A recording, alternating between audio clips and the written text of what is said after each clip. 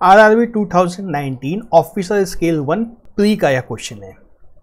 जैसा कि दिख रहा है ब्लड रिलेशन का क्वेश्चन है यह। There are 3 generations in a family of 10 members.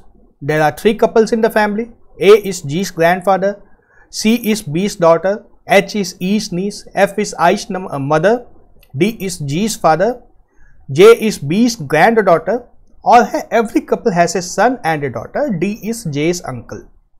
Questions हैं how is F related to J, how is B related to G, how is D related to A. Question के लिए हमें एक diagram बनाना होगा family tree type का। तो family tree के लिए हमने पहले बात की थी, ध्यान है क्या बात हुई थी कि मेल को हम लोग स्क्वायर में रखते हैं, मेल, फीमेल को सर्किल में रखते हैं, है ना, और जनरेशन सीनियर जनरेशन ऊपर, उसके बाद उसके बच्चे लोग को नीचे, लोअर सेकेंड जनरेशन, उसके बच्चे लोग नीचे। ठीक है, यह एक बेसिक इंस्ट्रक्शन है जिसको हमें फॉलो करना है। और अब इस क्वेश्चन की बात करें हम लोग, 3 जनरेशन की फैमिली है, 10 लोग हैं, है ना, 3 जनरेशन है, 10 लोग हैं, और क्या दिया है 3 कपल भी हैं। 3 कपल है मतलब 3 गुना 2 6 लोग हो गया। और लास्ट में यहां पे देखो every couple has a son and a daughter. इस तरह से चलना होगा, उल्टा पुल्टा करना होगा। लास्ट वाली स्टेटमेंट की जरूरत हमें पहले है। Every couple has a son and a daughter, मतलब 3 गुना 2 6 बच्चे भी हैं, है ना, तो ये टोटल हो जाते हैं 12, टोटल 12 हो रहे हैं। लेकिन जिन पूरे फैमिली में मेंबर्स 10 ही हैं। ऐसा कब संभव है? ऐसा तभी हो सकता है जब, ऐसा तभी हो सकता है जब हमारे पास एक दादा दादी है ना, मेल फीमेल दादा दादी है, उनके 2 बच्चे हैं, एक मेल और एक फीमेल। चूंकि सभी को 2 बच्चे हैं, एक मेल एक डॉटर एक सन होना है, और फिर इन दोनों की शादी हो चुकी है, एक बहू है एक दामाद है। ठीक है, फिर इन दोनों के भी 2 बच्चे हैं, एक मेल एक फीमेल। अब गिनो 1 2 3 4 5 6 7 8 9 10 लोग की फैमिली बन गई। तो इसी तरह की हमें एक फैमिली बनानी है। ठीक है, तो ये सब बैकग्राउंड तैयार हुआ अब क्वेश्चन को स्टार्ट करने के लिए। तो हमारी फैमिली बनेगी कुछ इस तरह की, सबसे ऊपर एक फीमेल आएगी, एक मेल आएंगे, इस तरह का।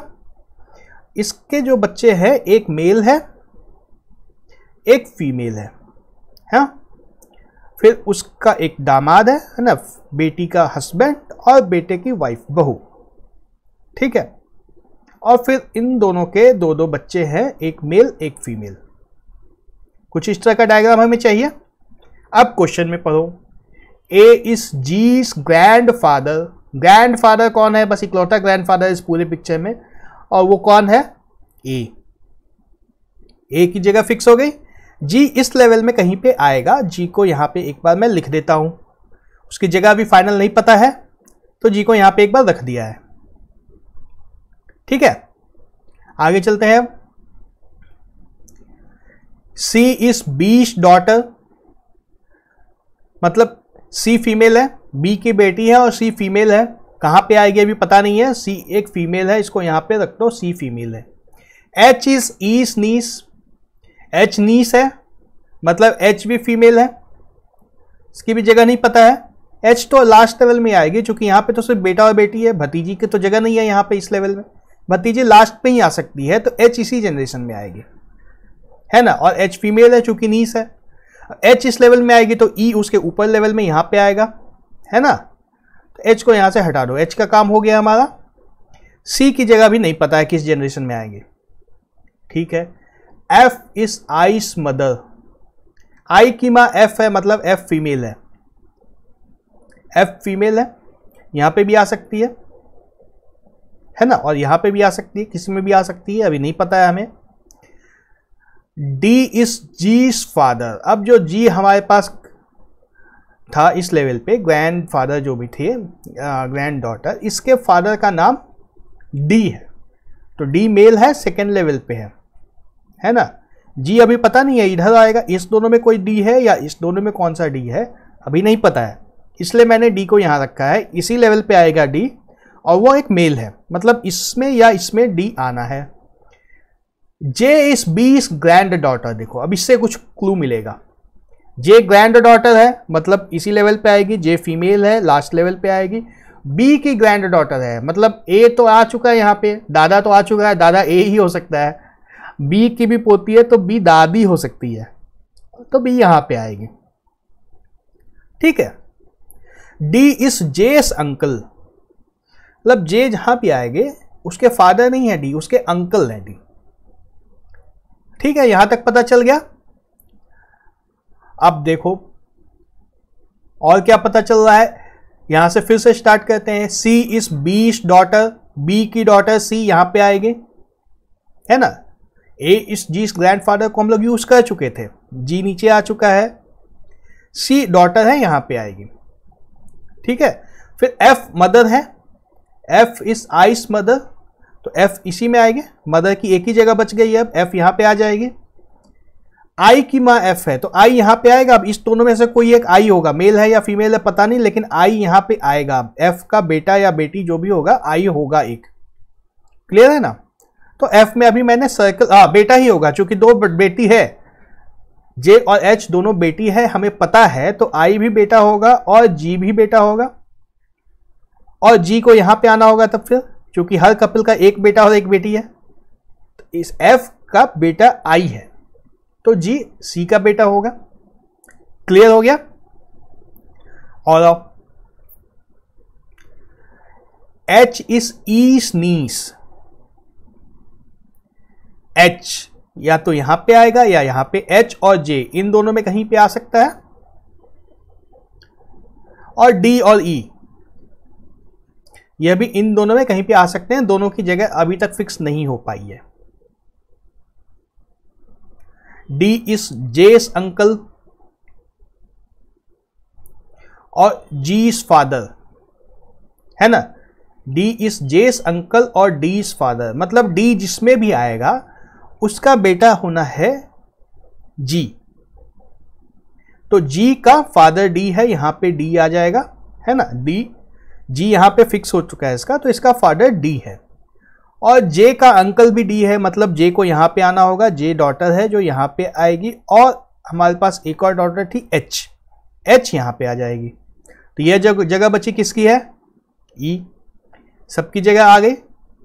अगर चाहो इस स्टेप के बाद इन सबको मैं मिटा देता हूं। अगर चाहो तो एक बार चेक कर सकते हो, हमारे सारे कंडीशन सब सेटिस्फाई हो चुके हैं। चेक कर लो एक बार। 10 मेंबर्स तो हैं ही, 10 मेंबर्स हमारे पास हैं ही, 3 कपल हो ही गए हैं, इसमें कोई डाउट नहीं है। ए इज जीस ग्रैंडफादर, ए जी का ग्रैंडफादर है। सी इज बीस डॉटर, सी जो है बी की डॉटर है। ठीक है। H is E's niece, H जो है ई की भतीजी है, एच फीमेल भी है। ठीक है। F is ice mother, F I की माँ है। ठीक है, एफ भी फीमेल है, आई का जेंडर अभी नहीं पता है।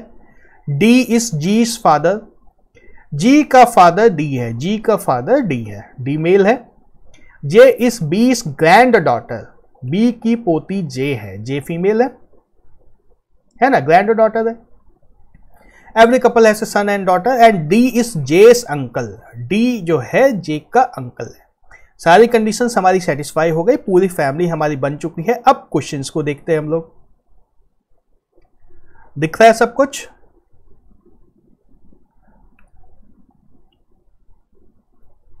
नहीं दिख रहा है, चलो मैं गायब हो जाता हूं। अभी सब दिख रहा है।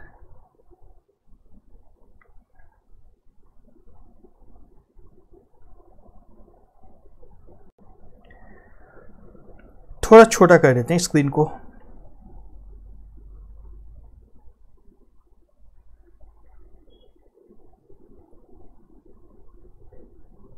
अब सब दिख रहा है ना, ठीक है। पहला क्वेश्चन पढ़ते हैं अब। How is F related to J, F J मां है, mother, F is J's mother.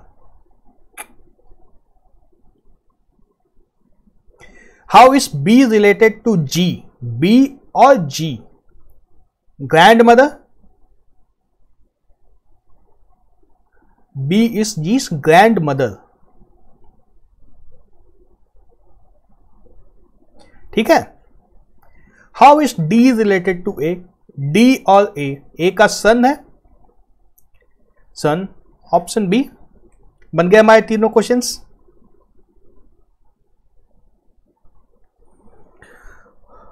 A building has 8 floors numbered 1 to 8 in such a manner that ground floor is numbered 1, the floor above it is numbered 2 and so on. जाहिर सी बात है, floor सबसे नीचे 1 ही होगा, ऊपर 2, 3, 4 बढ़ते जाएगा। One of the 8 persons which P, Q, R, S, T, U, V and W live on each floor but not necessarily in the same order. R lives on the 3rd floor. Only 2 persons live between the floors of R and V. इस तरह से information हमारे पास है। इसके ऊपर questions हमारे पास हैं, 5 questions है। Who among the following lives on the 5th numbered floor? Who among the following lives exactly between the floors of R and S, etc etc। ठीक है, तो हमें बिल्डिंग बनानी है 8 तल्ले की, उसमें कौन कहाँ रहता है इसको सेट करना है। नजर आ रहा है इस पेज में सब कुछ आ रहा है। चलो अभी क्वेश्चंस नहीं दिख रहे हैं, क्वेश्चंस बाद में आएंगे स्क्रीन पे। ठीक है, तो सबसे पहले तो हम लोग एक बिल्डिंग बना लेते हैं। कुछ इस तरह की बिल्डिंग होगी,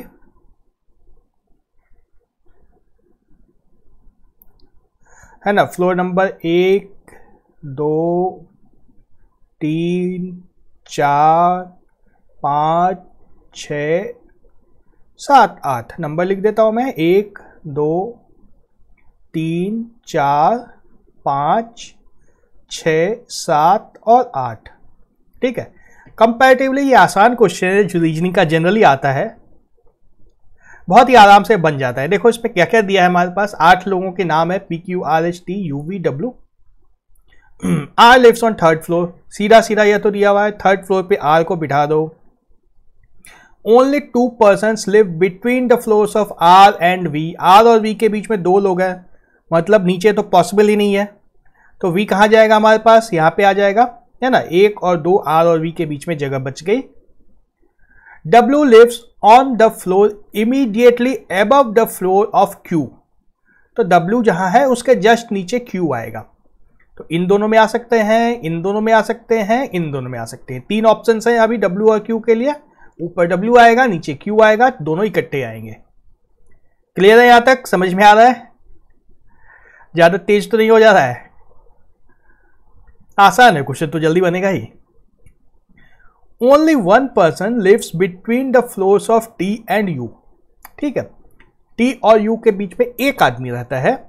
तो कैसे हो सकता है ये दोनों ऑप्शन? देखो दूसरे कलर से मैं दिखाता हूं। T और U को या तो यहां दे सकते हैं, है ना, या फिर यहां दे सकते हैं। और कोई ऑप्शन बच रहा है? या तो उन दोनों के बीच में R आएगा या फिर उन दोनों के बीच में V आएगा। और दोनों में से देखो जो भी एक आ जाएगा, जहां पे भी T और U को डालेंगे तो W Q की जगह पे फिक्स हो जाएगी हमें, है ना। ठीक है, T लिव्स अबव U। ठीक है, जो भी 2 होंगे T और U में, उसमें T ऊपर आएगा, बीच में एक गैप होगा, नीचे U आएगा, इस तरह का होगा। Only 1 person live between the floors of R and S. R और S के बीच में भी एक ही आदमी है, तो R S या तो यहां आ सकता है, R के ऊपर या R के नीचे, एक नीचे, यहां पे 2 पॉसिबिलिटी है S के लिए भी। S live on any floor below T. T के नीचे आना है S को, है ना। और T जहां भी आएगा उसके बीच में एक गैप होगा, उसके नीचे U आएगा। बात समझ में आ रही है? तो ये तीनों अगर ऊपर डाल देते हैं T और U को,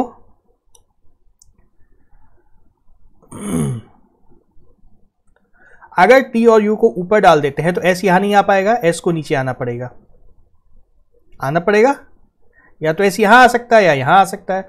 T और U को अगर इधर डाला तो S को नीचे आना होगा। S को अगर ऊपर डाले तो T और U को कहां डालेंगे? S को अगर यहां पे डाल दिया, S को अगर यहां डाल दिया टी और यू के लिए दिक्कत हो जाएगी क्या? फिर टी और यू यहां पे आ सकते हैं आराम से?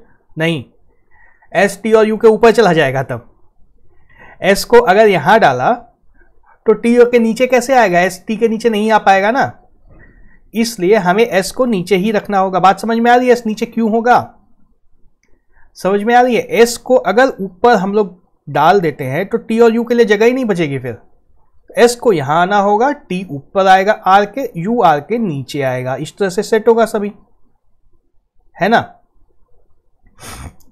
अब देखो डब्ल्यू क्यू को इकट्ठा आना था तो डब्ल्यू क्यू के लिए यही दो जगह बची है, ऊपर डब्ल्यू आएगा नीचे क्यू आएगा, और बचा हुआ लास्ट में जो है पी वो बीच में आ जाएगा। ठीक है, बन गया हमारा डायग्राम। अब तो क्वेश्चंस बहुत आराम से बन जाने चाहिए। Who among the following lives on floor numbered 5 कौन है? P option D। Who among the following lives exactly between the floors of R and S? R और S के बीच में है U option A। Who among the following lives on the topmost floor? Top पे तो W है। Four of the following 5 are alike in a certain way, hence form a group। दिख रहा है तो क्वेश्चन? हाँ दिख रहा है। Which of the following does not belong to that group? अब देखो R 3 पे है ना, एक यहां पे है R, फिर V कहां पे है? V यहां पे है, P 5 पे है, D S कहां पे है? S 1 पे है, Q 7 पे है। इसमें कौन अब ग्रुप बन सकता है? इन 5 में से किस 4 को एक ग्रुप में डाल सकते हैं? एक ग्रुप में तो डाल सकते हैं ऑड नंबर वाले को ना, 7, 5, 3 और 1, इन चारों को एक ग्रुप में अगर डाल दिया तो बच जाएगा कौन? हमारे पास V। तो आंसर हमारा हो गया option B V। How many persons live between the floors of Q and U? Q और U के बीच में कितने लोग हैं? 1, 2, 3 और 4। आंसर क्या आ गया? E option 4। समझ में आ गया? इस वीडियो में 15 क्वेश्चन है। डायरेक्शन क्वेश्चंस के लिए स्क्रीन पे है। Data in statement 1 alone is sufficient to answer the question, while data in statement 2 is not sufficient to answer the questions। इसी तरह से 5 ऑप्शंस है, तो ऑप्शंस आपके बहुत अच्छे से देखे हुए हैं। क्वेश्चंस देखते हैं हम लोग। अब पहला क्वेश्चन स्क्रीन पे है। Among A, B, C, D is seated in a straight line facing north. Who sits exactly in the middle of the line? ठीक है, A sits second to the left of D। मतलब A के left में D है, बीच में एक gap है। ठीक है, सॉरी उल्टा लिख दिया मैंने। D के लेफ्ट में A है, D जहां भी है उसके लेफ्ट में A है, इस तरह का है। B sits to the right of C, मतलब B और C साथ में है तो या तो यहां पे आ सकते हैं या यहां पे आ सकते हैं। फिर से उल्टा कर रहा हूं मैं, B को राइट में रखना है तो B C B ऐसे आ सकते हैं या इस तरह से आ सकते हैं। ठीक है ना, तो अभी तक हमें इस स्टेटमेंट से कंप्लीट, हाँ इसी स्टेटमेंट से हमें पता चल जाएगा C और B चाहे जहां भी आए, यहां पे तो E आएगा। अच्छा, यहां पे E आएगा लेकिन मिडिल में कौन है यह नहीं पता चलेगा। ठीक है ना, अब अगला देखते हैं। D sits to the right of E। E के राइट में D है। E is not sitting at an extreme end, और E एक्सट्रीम एंड पे नहीं है, बीच में ही है। मतलब D sits to the right of E, E के बाद D आएगा, इसी तरह से आएगा। लेकिन फिर भी B और C के बारे में तो कुछ भी नहीं पता चला। E यहां पे आ भी गया, अगर E यहां पे आ गया, E को लास्ट में नहीं रखना है। ठीक है, E को यहां डाल दिया है। E is not sitting at an extreme and. ठीक है, B और C फिर भी अभी नहीं पता चला B और C A के किधर आएंगे, कुछ नहीं पता चल रहा है B और C के बारे में। तो हम लोग दोनों स्टेटमेंट्स को यूज करके भी इस क्वेश्चन का आंसर नहीं दे सकते हैं। बात समझ में आ रही है? ए डी की जगह पता चल गई है, बी सी की जगह नहीं पता चली है, तो बीच वाले का नहीं बता सकते हम लोग। नेक्स्ट क्वेश्चन देखते हैं। Who among S, D, X, P and R is the shortest? X is shorter than D. X जो है D से छोटा है। And equal to P. X is equal to P. यह भी ठीक है। R is not taller than S and D. मतलब R जो है S और D से या तो बराबर है या छोटा है। लेस देन या फिर इक्वल टू S और R is less than equal to D. हमें पूछा गया है सबसे छोटा कौन है।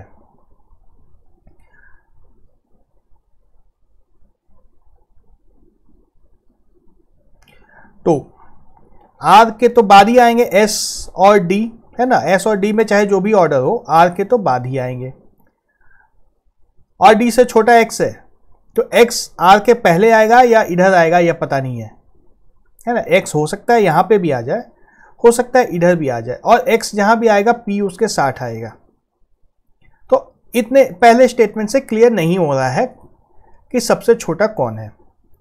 अब दूसरे स्टेटमेंट में देखो, p is taller than r, मतलब इसके बाद ही आएगा। x इक्वल टू p जो भी है ना, इसके बाद आएगा। r इस इससे छोटा हो जाएगा x से और p से भी। x इक्वल टू p तो है ही वह। p is taller than r and equal to X, ये तो पहले भी आ ही चुका था। D and S is not shorter than S, X मतलब D और S तो जो भी है इसके बाद ही है ना। यहाँ पे S भी आएगा और D भी आएगा, इन दोनों का ऑर्डर नहीं पता है। सबसे छोटा हमारे पास R आ गया। Who among the following is shortest? दोनों स्टेटमेंट को यूज करके हम लोग दे सकते हैं इसका आंसर। ठीक है, ओके। स्टेटमेंट 2 अलोन से भी बन सकता है क्या यह? P is taller than R, मतलब R P से छोटा है, ठीक है। And equal to X, X के बराबर है, ठीक है। D and S is not shorter than, हाँ D और S दोनों इसके बाद आएंगे। तो सेकेंड स्टेटमेंट अलोन से ही तो काम बन जाएगा, हमको स्टेटमेंट 1 की जरूरत ही नहीं पड़ेगी। Statement 2 alone is sufficient to answer the question, while statement 1 alone is not sufficient to answer the question. Last question है यह, how many students are there in the class? There are more than 20 students but less than 27 students in the class. ठीक है, इसे exact number नहीं मिल पाएगा। There are more than 24 students and less than 31 students in the class. ठीक है, इससे भी exact number नहीं मिल पाएगा इतने से। आगे पढ़ते हैं। When the students are divided into groups, each contain 5 students, मतलब 5 का मल्टीपल होगा। 5 का मल्टीपल होगा मतलब इन 24 और 31 के बीच में 5 का मल्टीपल क्या आता है? 25 और 30, 2 मल्टीपल आते हैं ना। तो इस स्टेटमेंट से भी अकेले नहीं बन पाएगा। फिर 20 और 27 इसको जब यूज करेंगे तब 30 को एक्सक्लूड करना होगा और हमारे पास आंसर आ जाएगा 25 का। Both statements together are required to answer the question. 10 people are sitting in 2 parallel rows having 5 people in each in such a way that there is an equal distance between adjacent persons. In row 1, U, V, X, Y and Z are seated but not necessarily in the same order and all of them are facing north. In row 2, F, G, H, I, J are seated but not necessarily in the same order and all of them are facing south.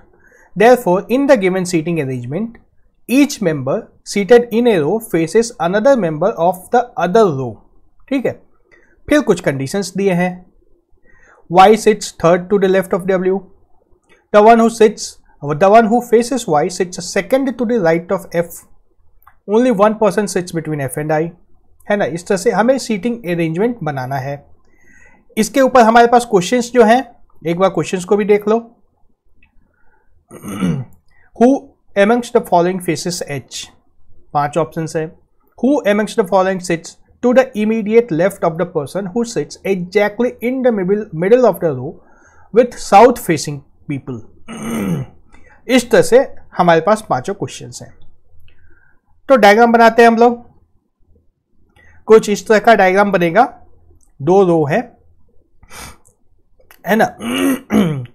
रो 1 में 5 लोग हैं, ये 5, रो 2 में ये लोग हैं, ठीक है। रो 1 नॉर्थ की तरफ देख रहा है, मतलब रो 1 ये वाला होगा, ये नॉर्थ की तरफ देख रहा है, 2 ये वाला है, all of them are facing south, इसमें सब लोग साउथ की तरफ देख रहे हैं ताकि दोनों एक दूसरे को देख रहे हैं, है ना। Each member seated in a row faces another member of the other row, आमने सामने सभी हैं, ठीक है। 1 में कौन कौन है? 1 में V W X Y Z है, 2 में उल्टा लिख दिया,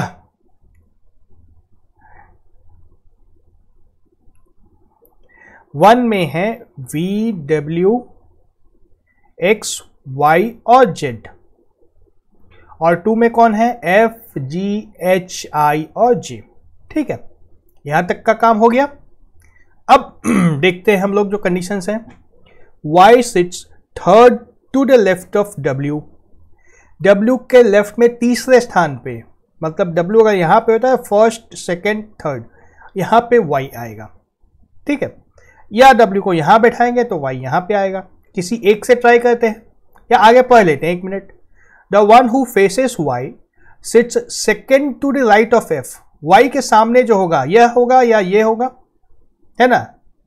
ये second to the right of F, F के राइट में सेकेंड पोजीशन पे है, तो अगर यहां पे लेते हैं इसको तो एफ यहां होगा, उसके राइट में एफ यहां होगा, उसके सेकेंड में ये होगा, ठीक है। तो अभी भी कुछ फिक्स नहीं हो पा रहा है ना। Only 1 person sits between F and I, ठीक है। अगर एफ अगर यहां पे होता है तो एफ और आई के बीच में एक ही आदमी होगा, वो ये हो सकता है। समझ में आ रही बात? H and J are immediate neighbours of each other. अब बैठाते हैं हम लोग, बहुत कंफ्यूजन हो जाएगा ऐसे, तो हम लोग मान लो वाई को यहां बैठाते हैं, सॉरी डब्ल्यू को यहां अगर बैठाते हैं, पहले स्टेटमेंट पे आ गया हूं मैं। Y sits third to the left of W, W यहां पे है तो इसके थर्ड लेफ्ट में वाई आ गया यहां पे, ठीक है। The one who faces Y, ये वाला आदमी, is second to the right of F, F यहां पे होगा अगर, है ना। इसका राइट अब इसी तरफ आएगा ना, चूंकि ये साउथ की तरफ देख रहा है तो इसका लेफ्ट इस तरफ, राइट इस तरफ है, इसके सेकेंड पे आएगा ये वाई के सामने वाला आदमी, ठीक है। Only 1 person sits between F and I, F और आई के बीच में एक आदमी हो सकता है, तो इसी को आई होना पड़ेगा और कोई ऑप्शन नहीं है हमारे पास, आई यही आदमी होगा, ठीक है। अब देखो हम लोग फंस जाएंगे, H and J are immediate neighbours of each other. अब कोई बचा ही नहीं है एच और जे के लिए साथ वाली जगह, तो हमें डब्ल्यू को यहां लाना होगा। बात समझ में आ रही है कैसे ऑप्शंस को एलिमिनेट करते हैं? इस तरह से हम लोग सारे ऑप्शंस को एलिमिनेट कर देंगे, एक पे आ जाएंगे फिर। तो अब हमारा W यहां पे है, W से थर्ड लेफ्ट में Y आ गया, फर्स्ट सेकेंड थर्ड में Y आ गया। The one who faces Y sits second to the right of F, F यहां पे आएगा, इसके राइट में सेकेंड प्लेस पे Y के सामने वाला आदमी आ गया। 1 person sits between F and I, मतलब I या तो ये हो सकता है या ये हो सकता है, I के पास 2 ऑप्शंस हैं अभी। H and J are immediate neighbours of each other, अब I की जगह फिक्स होगी तभी H और J की भी जगह फिक्स हो पाएगी। J does not sit at the extreme ends of the line, ठीक है। The one who faces G sits immediate right of Z। अब फिर से हमें डाल के चेक करना पड़ेगा, ठीक है। यह 3 तो सेट हो चुका है, इसमें कोई चेंज नहीं करना है, बाकी सब में हो सकता है हमें चेंज करना पड़े। तब I को डालते हैं, मान लो I को यहां पे ला दिया, अगर मिटाना होगा तो हमें ये ब्लू पेन से लिखा हुआ ही मिटाना पड़ेगा। समझ में आ रही है ना बात, क्यों मैंने कलर चेंज कर दिया है। अब हमने क्या डाला, only 1 person sits between F and I को अगर यहां पे डाल देते हैं तो H and J are immediate neighbour, H और J यहां पे आएगा, and J does not sit at the extreme ends of the line, मतलब J यहां पे आएगा, H यहां पे आएगा, ठीक है। One who faces G, G यहां पे आएगा। One who faces G sits immediate right of Z, Z के राइट में होगा ये, मतलब Z यहां पे आएगा, है ना। G के सामने वाला Z के राइट में है, सॉरी ये तो लेफ्ट में आ गया ना, हमारा गलत हो गया फिर से कलेक्शन, तो आई की जगह हमें यहां पे लानी होगी अब, और जे और एच इधर आ जाएंगे। बात समझ में आ रही है? ऑप्शन सारे एलिमिनेट करते हुए हम लोग फाइनल सीटिंग अरेंजमेंट पे पहुंचेंगे। एच यहां पे आएगा, जे यहां पे आएगा, आई यहां पे आएगा। H and J are immediate neighbors of each other. J does not sit at the extreme ends of the line. One who faces G, G यहाँ पे है, sits one who faces G मतलब W, sits to the immediate right of Z मतलब Z यहाँ पे है, उसके just right में W है। X is not an immediate neighbor of Z मतलब X यहाँ पे है, और कौन बच गया हमारे पास?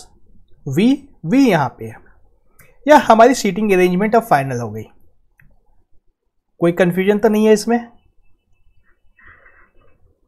2-3 बार हमें मिटाना पड़ गया, तो ऐसा करना पड़ सकता है एग्जाम में भी। ठीक है, अब सारे क्वेश्चंस भी दिख रहे हैं, सीटिंग अरेंजमेंट में दिख रहा है।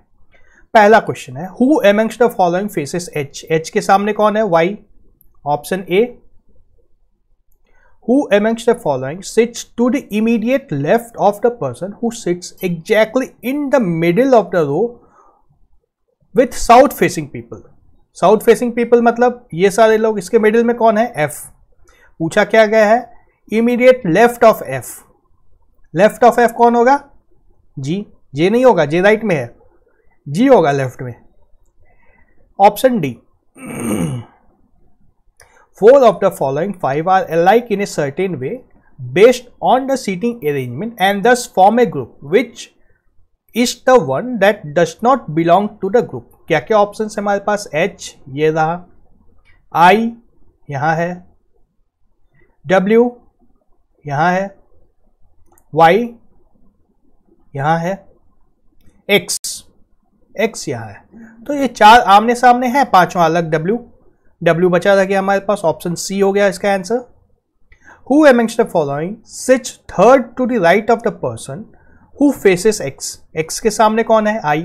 इसके राइट में, राइट तो इधर ही है, ठीक है ना, राइट इधर है। इसमें पूछा गया है third, first second third, third में कौन है? J। ऑप्शन हमारा आ गया C। Which of the following is true regarding V? V के बारे में अब बात होगी, ये रहा V। None of the options given are true। ये तो पता नहीं अभी।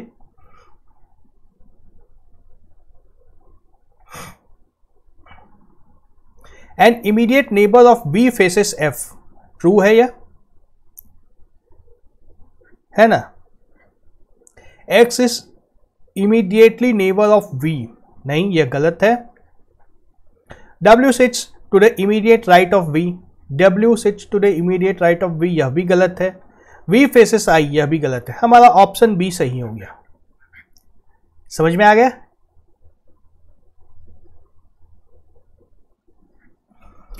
इन क्वेश्चंस में x और y का रिलेशन निकालना है। x is greater than y या x is greater than equal to y, या पांचों ऑप्शंस आपको पता है। ठीक है, 2 क्वाड्रेटिक दिए हुए हैं, क्वाड्रेटिक को सॉल्व करना है, x और y का रिलेशन निकालना है। क्वेश्चन तो फेमिलियर है, जो लोग एग्जाम दे रहे हैं उनके लिए बहुत फेमिलियर है। तो इस टाइप के क्वेश्चंस कैसे बना सकते हैं? खैर, हमारी बात अभी यह है। तो देखते हैं, पहला क्वेश्चन जो है 41 हमारे पास, x square minus 15x plus 56 is equal to 0, y is equal to square root of 64। मतलब सीधा सीधा y हमारे पास क्या आएगा? 8, है ना? स्क्वायर रूट नेगेटिव कभी भी नहीं लेते हैं, पॉजिटिव ही लेना होगा। क्योंकि 64 पॉजिटिव है तो स्क्वायर रूट भी पॉजिटिव ही लेना होगा हमें। तो y की वैल्यू तो सीधी सीधी आएगी। x के लिए क्वाड्रेटिक को सॉल्व करना है। x 7 इंटू 8 56 होगा, तो x की वैल्यू क्या आ गई? 7 या 8। क्वाड्रेटिक सॉल्व करके बताना है क्या? पहला है, मैं कर देता हूं इसको solve. X square minus 8x minus 7x minus 56 लिख सकते हैं इसको, 56 है ना। x कॉमन लेंगे तो क्या आएगा? x माइनस 8 माइनस 7 कॉमन लेंगे तो यहां भी आ जाएगा हमारे पास x माइनस 8। तो क्या आ गया हमारे पास? x minus 7 into x minus 8, तो एक्स की वैल्यू आई 7 या 8। तो अब रिलेशन निकालना है वाई और एक्स में। क्या होगा रिलेशन हमारा? वाई एक्स से या तो बड़ा होगा, है ना, 8 और 8, या एक्स यदि 7 होता है तो वाई एक्स से बड़ा होगा, Y is greater than X होगा यदि एक्स की वैल्यू 7 हुई तो, और अगर 8 हुई तो Y is equal to X होगा। आंसर क्या आ गया हमारा? ऑप्शन सी, है ना। 41 का आंसर हुआ सी। सी यहां पे लिख देता हूं मैं, यहां तो दिख रहा है। चलो नेक्स्ट क्वेश्चन पे आ जाए। आसान ही था यह तो। नेक्स्ट क्वेश्चन देखते हैं। X square plus 6x plus 9 is equal to 0। यह क्या है? x माइनस एक्स प्लस 3 का होल स्क्वायर है, यह है ना। मतलब x की वैल्यू क्या हो गई? -3। फैक्टराइज करने में परेशानी तो नहीं हो रही है? जिनका एग्जाम सर पे आ गया वो लोग तभी फैक्टराइजेशन नहीं सीख सकते हैं। जिनको फैक्टराइजेशन सीखना है मुझे कमेंट करो, मैं बता दूंगा इसके बारे में भी। मेरे वीडियोस हैं मेरे फेसबुक पेज पे या यूट्यूब पे, देख सकते हो फैक्टराइजेशन कैसे करना है, मैंने वीडियो डाल रखे हैं। उसके अलावा भी अगर और कोई हेल्प की जरूरत होती है मुझे कमेंट करो, मैं जरूर हेल्प करूंगा तुम्हारी, ठीक है। चलो क्वेश्चन पे आते हैं। दूसरा इक्वेशन क्या है? Y square minus 3y minus 18 is equal to 0। तो ये क्या है? y minus 6 into Y plus 3। तो y की वैल्यू क्या आएगी? या तो -3 आएगी या +6 आएगी, है ना। तो y या तो x is equal to Y होगा अगर y की वैल्यू 3 ली तो, और अगर y की वैल्यू 6 ली तो क्या होगा? x is smaller than y। x is smaller than y। रुको गलत लिख रहा हूं मैं।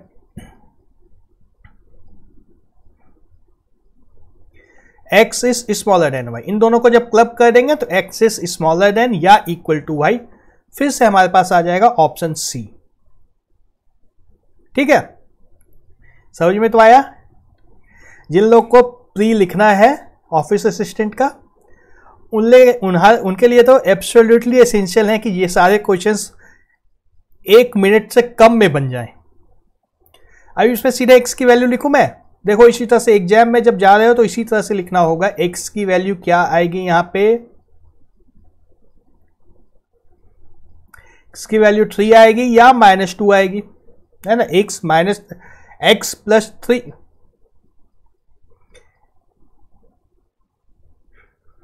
x -3 इंटू एक्स प्लस 2 होगा, तो साइन यहां उलट जाएगा। और जब इसकी बात करेंगे तो x y -2 y -4 होगा, तो y की वैल्यू 2 और 4, y की वैल्यू 2 और 4, ठीक है ना। अब इसमें डिसाइड करने में परेशानी होगी तो नंबर लाइन बना लो। थोड़ा सा भी डाउट लगे सीधा नंबर लाइन बना दो। इसमें हमारे पास क्या वैल्यूज है? -2 है, 2 है, 3 है और 4 है। x है -2 पे और 3 पे, y है 2 पे और 4 पे। तो अब कोई भी कहीं भी जा सकता है ना। x ग्रेटर देन y हो सकता है, x स्मॉलर देन y हो सकता है, दोनों हो सकता है। मतलब option E, no relation can be established, option E, ठीक है। 44 क्वेश्चन पे आ जाए अब। X square minus 11x minus 80 is equal to 0। क्या होगा इसमें? फैक्टर्स हमें 16 और 5 लेने होंगे इसके फैक्टर्स, है ना। तो x की वैल्यू क्या आएगी? 16 या -5, यही दोनों आएंगे। x माइनस 16 x प्लस 5 हो जाएगा फैक्टर्स इसके। और इसकी जब बात करें तो 52 के क्या क्या फैक्टर्स होंगे? 13 और 4। तो x की वैल्यू क्या आएगी? -13 या +4, y की वैल्यू है ये, सॉरी, -13 या +4।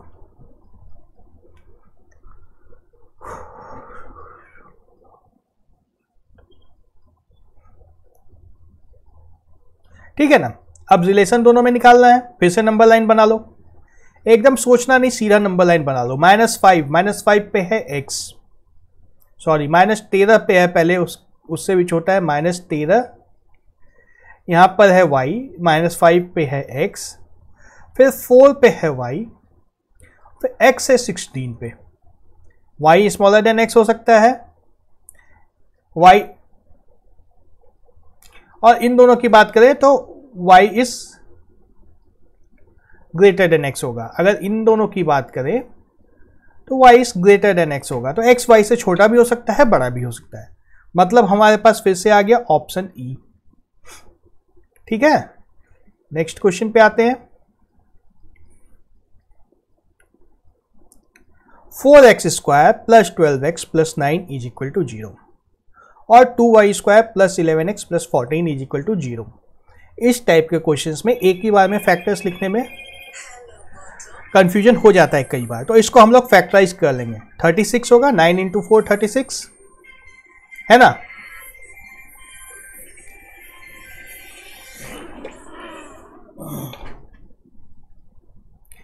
हाँ, इसके दो फैक्टर्स होंगे, 9 इंटू 4 36। 36 के क्या फैक्टर्स होंगे, 6 6 और 36 लेंगे हो तो होगा 4x square minus plus 6x plus 6x plus 9 is equal to 0। जो क्या होगा 2x plus 3 plus 2x plus 3। आहा, 2x प्लस 3 का होल स्क्वायर था यह, तो x की वैल्यू क्या हो गई -3/2। और y की बात करें तो 14 2 जा 28 है ना, तो 7 इंटू 4 28 लेंगे तो यहां पे 11 आएगा। तो 2y square plus 4y plus 7y plus 14, ये क्या हो जाएगा 2y y plus 2 plus 7y plus 2, क्या आ गया 2y प्लस 7 तो y प्लस 2 है ना। y की वैल्यू क्या आ गई -7/2 या -2। ठीक है, तो -3/2 से तो छोटी ही है दोनों वैल्यूज। नंबर लाइन पे देख लो, नेगेटिव में कंफ्यूज नहीं होना, जहां भी डाउट लगे नंबर लाइन बना दो। -2 -3/2 -7/2। अच्छा, यहां पे आएगा हमारे पास y, यहां पे आएगा y, यहां पे आएगा x है ना, तो x से छोटा ही होगा y हर हाल में। x is greater than y, option A. बन गए पांचों क्वेश्चंस। अर्थमेटिक के क्वेश्चंस पे आ गए हम लोग। अब पहला क्वेश्चन है, the average weight of 17 students is 90 kg. If the weight of the teacher is also included, the average weight is increased by 200 grams.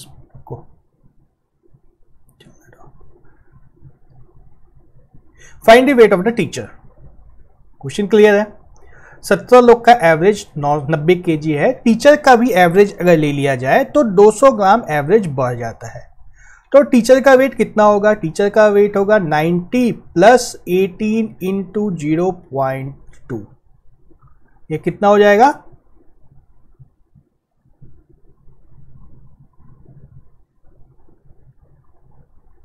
None of this है ना। अब 90 से तो ज्यादा ही होगा ना, इसको कैलकुलेट करने की जरूरत ही नहीं है। नेक्स्ट क्वेश्चन, अच्छा ये समझ में आ रहा है, ये ज्यादा शॉर्ट हो गया या बताना है कैसे हुआ ये। 17 लोगों का वेट था 90 किलो है ना, और 18वां जब ऐड होता है टीचर तो एवरेज वेट जो है 200 ग्राम बढ़ जाता है। मतलब 18वां भी जो है, जैसे हमारे पास ये 17 लोग थे मान लो 90 किलो ईच के, और ये 18वां भी 90 किलो ईच का है ना। यहां तक का एवरेज जब लिया था तब 90 किलो था, 18वां को जब इंक्लूड किया तो 90.2 हो गया एवरेज वेट।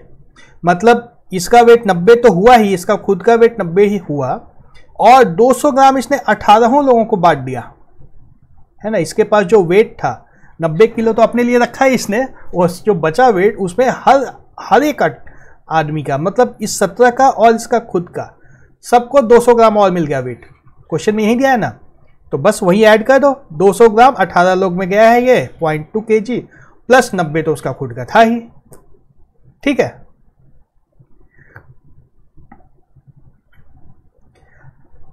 ठीक है। नेक्स्ट क्वेश्चन पे आ जाए। A man can row 8 kilometres in still water. ठीक है, उसकी स्पीड 8 किलोमीटर की है।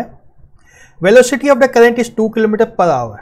ठीक है, तो मतलब अप स्ट्रीम में उसकी स्पीड 6 हो जाएगी, डाउन स्ट्रीम में स्पीड 10 हो जाएगी। It takes him 2 hours to row to a place and back, how far is the place. मतलब जो भी दूरी है वो जाता है वहां 6 की स्पीड से, लौटता है 10 की स्पीड से, टाइम मुझे लग जाता है 2 घंटे का। मतलब x/6 प्लस x/10 बराबर 2। As simple as this. ये क्या होगा, 1/6 और 1/10 का ऐड क्या होगा, सम क्या होगा, 8/30 है ना, x गुना 8/30 इज इक्वल टू 2। ये कट जाएगा, यहां 4, x की वैल्यू आ जाएगी 30/4। 30/4 कितना होगा, 6.5,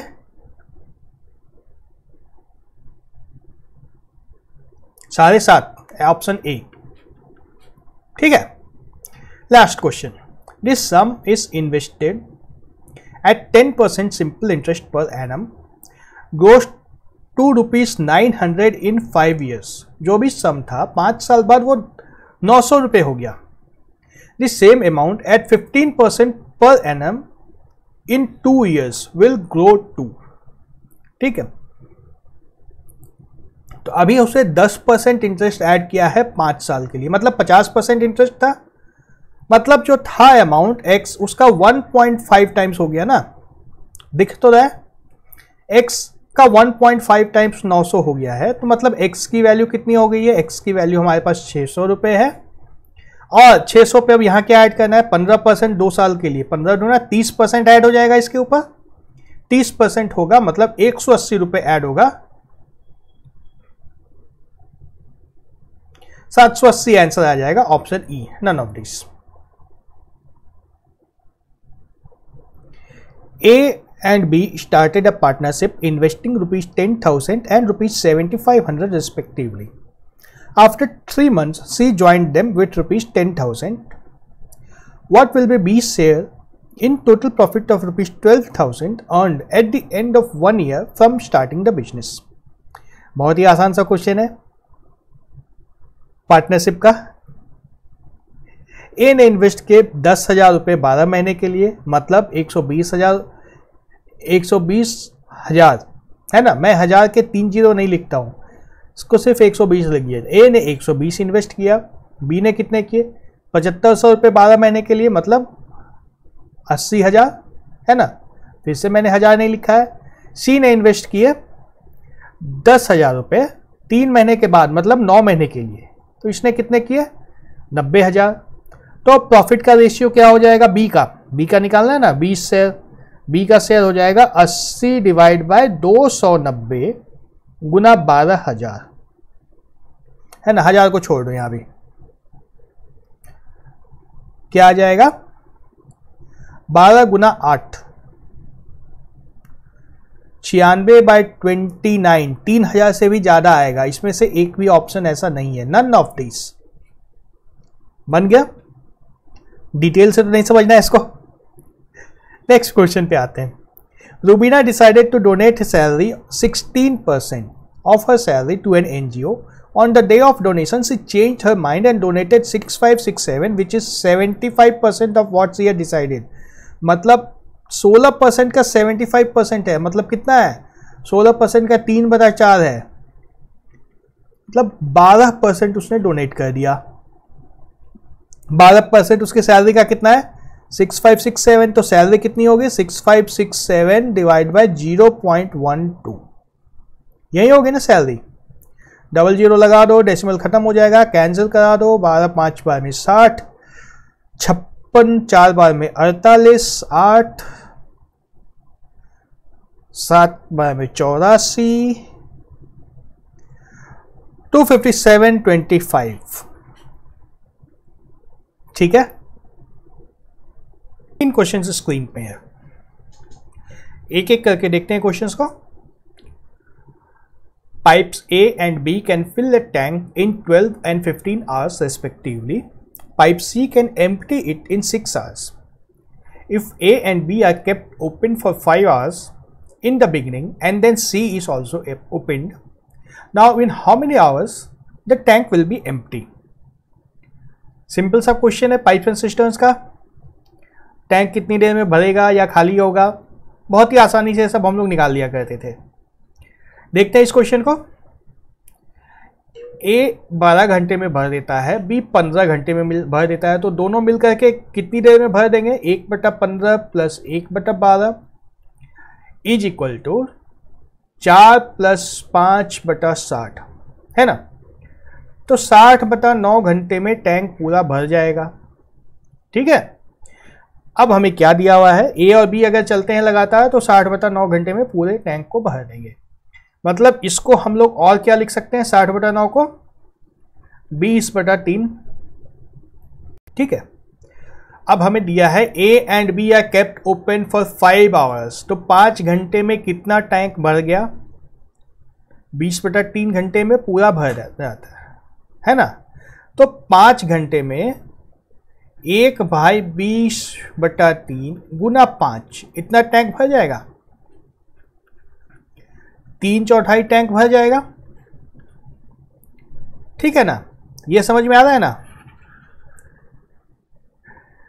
अब आगे चलते हैं। Then C is also open, 3/4 tank भर चुका है, उसके बाद सी को खोल दिया गया, तो कितनी देर में टैंक खाली होगा?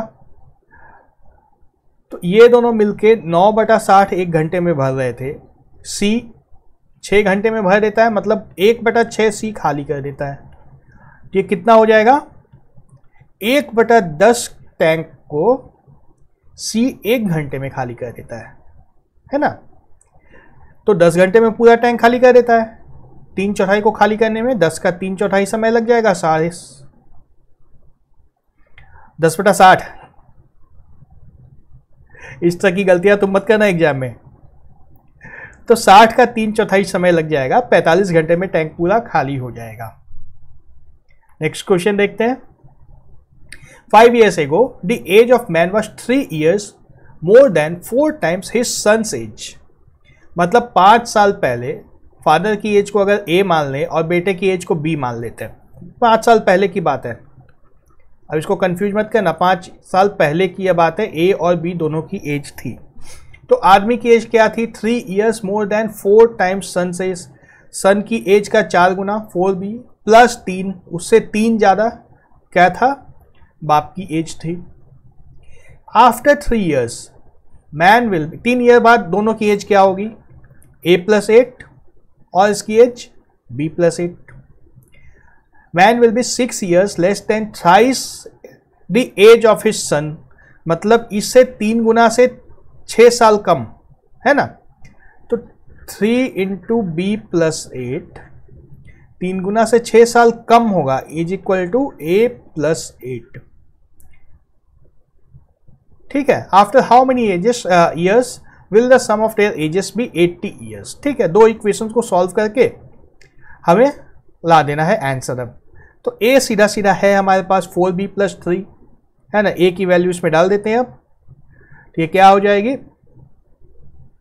इधर लिख लेता हूं, 3B + 24 - 6 is equal to, A की वैल्यू क्या है? 4B+3, 4B+3 + 8, तो ये क्या आ गया? 3B + 18 is equal to 4B + 11 है ना।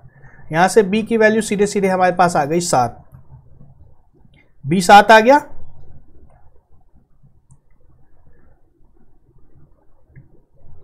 B 7 आ गया तो A कितना आ जाएगा हमारे पास? 7 चौक 28 और प्लस 3 31। तो अभी एज दोनों की एज का सम अभी क्या है? नहीं, 5 साल पहले दोनों की एज का सम कितना था? 38। अभी दोनों की एज का सम कितना है? 48 है ना। After how many years age sum will be 80, मतलब 32 साल जब दोनों की एज बढ़ जाएगी तब दो सम का एज का सम 80 होगा। 32 साल दोनों की एज बढ़ रही है, मतलब एक की 16 साल, ऑप्शन सी। ठीक है, लास्ट क्वेश्चन है, the ratio of income of Ram and Shyam is 5:4 and their expenditure is 3:2।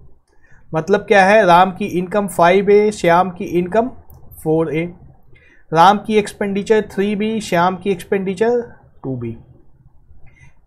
दोनों का difference 5A minus 3B is equal to 1200, यही से भी होगा ना, इनकम माइनस एक्सपेंडिचर। इसी तरह से इसका 4A minus 2B is equal to 1200। Then income of Ram is, मतलब हमें A निकालना है, B को एलिमिनेट कर देना है। ठीक है, तो यहां से हमें क्या मिलता है, 2A minus B is equal to 600, B is equal to 600 plus 2A। इसको इसमें डाल देंगे अब, 5A minus 3 times 600 plus 2A is equal to 1200, 5A minus 6A minus A minus 1800 is equal to 1200। मतलब क्या है, A 600 आ गया, A 600 आ गया तो 5A कितना होगा, 3000, option E। Next 2 question screen पे हैं। A can do a piece of work in 12 days which B can do in 18 days. They begin together but 2 days before the completion of the work A leaves off.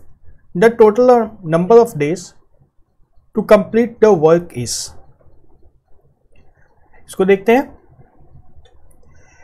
A 12 दिन में काम को पूरा करता है, B 18 दिन में करता है, तो दोनों मिलकर कितनी दिन में पूरा करेंगे, 1/18 प्लस 1/12, यह कितना हो जाएगा, 5/36, मतलब 36/5 दिन में काम को पूरा कर सकते थे। लेकिन 2 दिन पहले A छोड़ दिया, मतलब 26/5 दिन तक दोनों ने मिलकर काम किया, है ना। 26/5 दिन में कितना काम हुआ, 26/5 टोटल काम, डिवाइड बाय स्पीड। स्पीड क्या है, 36/5, 5/36, है ना।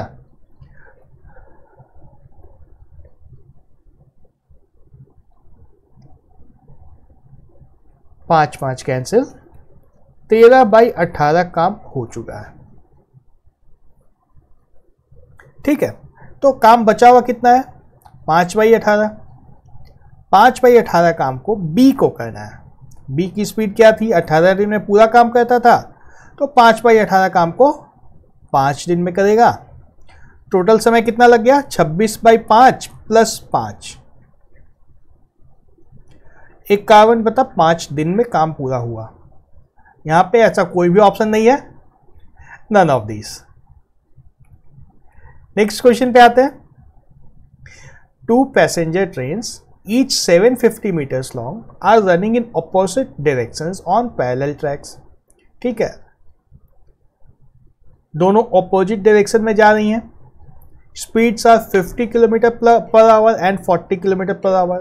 तो 50 प्लस 40 90 किलोमीटर पर आवर की स्पीड है, जिसको हम लोग क्या लिख सकते हैं, मीटर पर सेकेंड में गुना 5/18 कर देना है। 25 मीटर पर सेकेंड की कंबाइंड स्पीड आ गई। ठीक है, और डिस्टेंस कितना है, 750 मीटर की दोनों ट्रेन है, मतलब 1500 मीटर का डिस्टेंस तय करना है। स्पीड है 25 मीटर पर सेकेंड की। कैंसिल कराएंगे तो हमारे पास क्या आ जाता है, 60 सेकेंड। इसका आंसर भी नन ऑफ दिस।